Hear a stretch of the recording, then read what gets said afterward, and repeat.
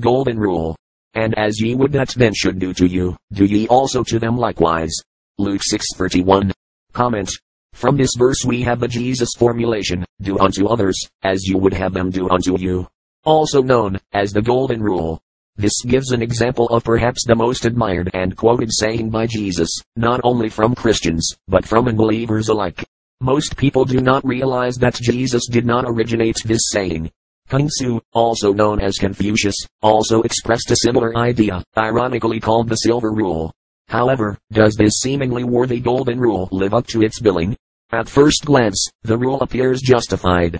Who wouldn't want to receive treatment the way we wish? And who wouldn't want to give the same treatment to others? However, upon further reflection we quickly come upon problems. Who says that the receiving person wishes to always get treated the way we wish? Would most people like to get treated like a masochist from a masochist? Would an atheist like to get treated like a Christian? Would a Christian like to get treated as an atheist? Clearly, the Golden Rule can cause severe incompatibilities with the other person involved. The Golden Rule only seems commendable, because we impart our own individual concepts without realizing that doing unto others has various meanings to other people. The Golden Rule reflects upon selfish motives instead of incorporating a system that can work for a diverse society. Therefore, when Jesus uses this incomplete and illusory command, he deceives the believer into a false sense of morality. Consider that in some cases, treating people the way they would like to get treated works better than the way you would like to get treated. Think about it. Note, many studies of rule-based systems, including ethics, game theory, and computer simulations, reveal two rules that always lose, the Golden Rule and the Iron Rule. The systems that work best involve tit-for-tat strategies that include many situational rules. Left square bracket for more information on game theories, refer to the works of Robert Axelrod, for example, The Evolution of Cooperation, and The Evolution of Strategies in the Iterated Prisoner's Dilemma, and Douglas R. Hofstadter's Metamagical Themis, right square bracket. Happy to kill children. Happy shall he be, that taketh and dasheth thy little ones against the stones. Psalms 1379 KJV. How blessed will be the one who seizes and dashes your little ones against the rock. Psalms 1379, New American Bible. Happy the man who shall seize and smash your little ones against the rock. Psalms 1379, New American Bible. A blessing on anyone who seizes your babies and shatters them against a rock.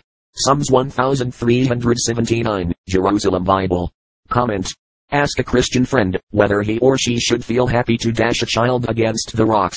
Your friend will most likely stare at you in horror, much less believe this idea exists in their sacred Bible. Many churches have found this verse quite embarrassing.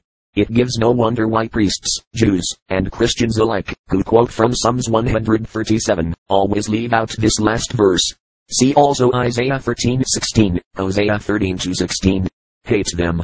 Surely thou wilt slay the wicked, O God, depart from me therefore, ye bloody men. For they speak against thee wickedly, and thine enemies take thy name in vain. Do not I hate them, O Lord, that hate thee? And am not I grieved with those that rise up against thee? I hate them with perfect hatred, I count them mine enemies. Psalms 139:19-22. Comment. A message of hate from the supposed inspired words of God against anyone who takes God's name in vain or who goes against God. Faith in one's belief produces a barrier to further investigation. Religious groups that differ in beliefs from other societies cannot see past their own barriers. When hate enters into the prison of their beliefs, the seeds for violence to act out against other societies come to full bloom. Hate your family. If any man come to me, and hate not his father, and mother, and wife, and children, and brethren, and sisters, yea, and his own life also, he cannot be my disciple. Luke 14:26. Comment. This remarkable statement of hate by Jesus directly contradicts the idea of a loving Christ. If one must hate their father, mother, wife, children, brethren and sisters and even themselves, in order to become a disciple of Jesus, one must question Christ's ideal of family and decency. See also Luke 12:51-53, Matthew 10:34-37. Note, a few desperate apologists attempt to dismiss this verse claiming that the word hate here really doesn't mean what it says. The problem with this approach borders on complete deception and the ironic dismissal of the Bible and biblical scholarship. The word hate here comes from the ancient Greek word missia, which means hate, from the primary misos left square bracket hatred right square bracket. If any synonym could substitute for this word, it would come from a word like detest, loathe, or despise. Moreover, virtually all Bibles translate the term as hate. To deny this intent means to deny the Bible and the alleged word of Jesus. He must increase but I must decrease. He must increase but I must decrease. John 3:30. Comment. The dubious Old Testament concept of declaring the entire human population as depraved and sinful goes far to ensure an inferiority complex, but this verse takes it to a lower level.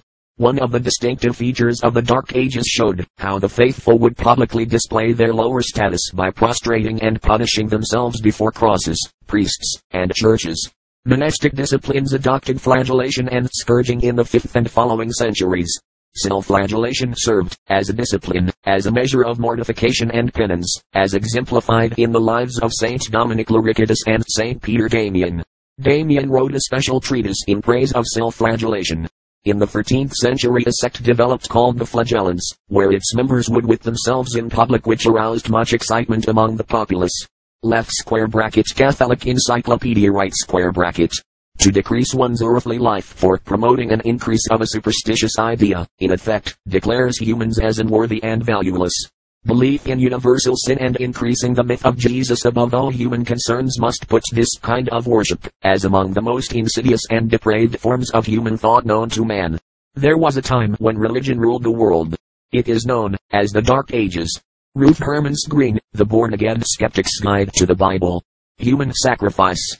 Thou shalt not delay to offer the first of thy ripe fruits, and of thy liquors, the firstborn of thy sons shalt thou give unto me. Exodus 20-29. Comment. This verse refers to human sacrifice which many primitive cultures practiced. In the Canaanite world the Moloch cult practiced human sacrifice, and many scholars equate Yahweh with the Moloch god. Explicit references to Moloch appear in Laph 18:21, 20:25, Jer 30-35 and 2 Kings 23:10. Fortunately, few people believe in sacrificing humans directly to gods these days, but Christian leaders still sacrifice soldiers and innocent men, women, and children in the name of freedom and God. See also General 22:119, for Abraham's will to sacrifice his son Isaac, and Judges 11. Make weapons. Proclaim ye this among the Gentiles. Prepare war, wake up the mighty men, let all the men of war draw near, let them come up, beat your plowshares into swords, and your pruning hooks into spears, let the weak say, I am strong. Joel 3:9-10. Comment. Peace-loving Jews and Christians love to quote the biblical passage about beating swords into plowshares and spears into pruning hooks, Micah 4:3, but here we have just the opposite. More than one God. Now I know that the Lord is greater than all gods, for in the thing wherein they dealt proudly he was above them. Exodus 18:11. Comment. Here we have the Bible alluding to the existence of more than one God. Note that it does not say the Lord is the only God, but rather that he is greater than all gods. History records that the ancient people in the area of the Middle East, including the Hebrews, believed in many goddesses and gods. Yahweh served only as their God, a God among many others. It does me no injury for my neighbor to say there are 20 gods, or no God. It neither picks my pocket nor breaks my leg. Thomas Jefferson. Pray in the closet. And when thou prayest, thou shalt not be, as the hypocrites are, for they love to pray standing in the synagogues and in the corners of the streets, that they may be seen of men. Verily I say unto you, they have their reward. But thou, when thou prayest, enter into thy closet, and when thou hast shut thy door, pray to thy Father which is in secret, and thy Father which seeth in secret shall reward thee openly. Matthew 6:5-6. Comment. The religious right wishes to put into law public prayer. How many Christians realize that the biblical Jesus strongly opposed public prayer?